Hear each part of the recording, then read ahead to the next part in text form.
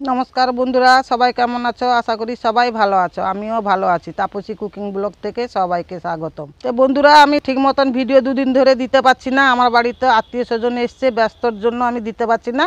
আজকে ভিডিও দিব, পুরো ভিডিওটা দেখতে থাকবে, পাশে থাকবে। আমি এখানে 150 গ্রাম বেসন দিচ্ছি, দুটো ডিম ভেঙে দিচ্ছি,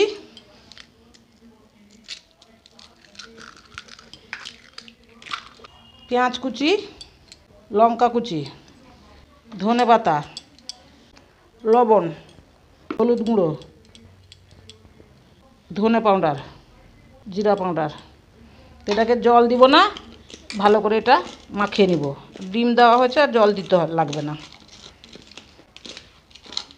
ভালো করে মাখিয়ে নিয়েছি, বড়াগুলো ভেজে নেব। কড়াতে তেল দেব, তেল গরম হয়ে গেছে। আমি বড়াগুলো এইভাবে ছেঁকে নেব। তা আমি এখানে সাদা তেল দিয়েছি, তোমরা চাইলে সরষা তেলও দিতে পারো।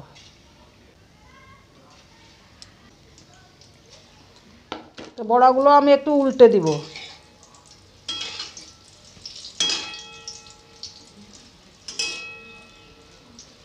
তো বড়াগুলো ভাজা হয়ে গেছে, এবারে তুলে নিব। এইভাবে সবগুলো ভেজে নেব।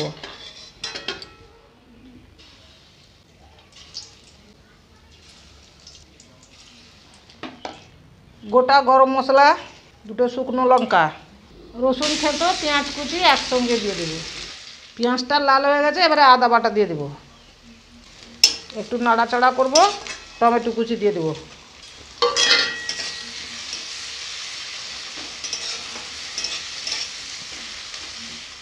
আলুগুলো কেটে ভালো করে ধুয়ে রেখেছিলাম। যদি রেসিপিটা বানাতে চাও, আলুগুলো এইভাবে সরু সরু করে নিবে। তো এবারে আলুগুলো দিয়ে দিচ্ছি।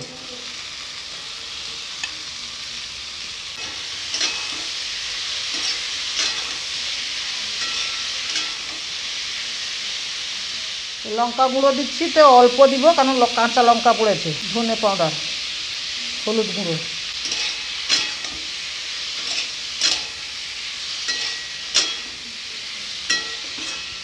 লবণ।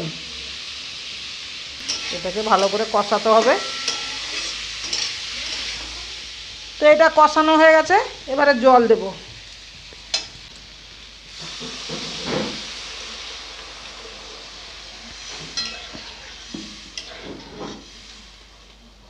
স্বাদ মতন চিনি, ঢাকা দিয়ে দেব। এবারে ঢাকা খুলে দেখব তরকারিটা হয়েছে কিনা। তো তরকারিটা এবারে ফুটছে, এবারে ভেজে রাখা বড়াগুলো দিয়ে দেব। ধনে পাতা, ঢাকা দিয়ে দেব। তরকারিটা হয়ে গেছে। তরকারিটা এইভাবেই হবে। তো এই তরকারিটা ভাতের সঙ্গে না, শুধু পরোটা লুচির সঙ্গেও খেতে পারো, রুটির সঙ্গেও খেতে পারো। ভালো রেসিপি এটা। তরকারিটা হয়ে গেছে, ঢেলে নেব।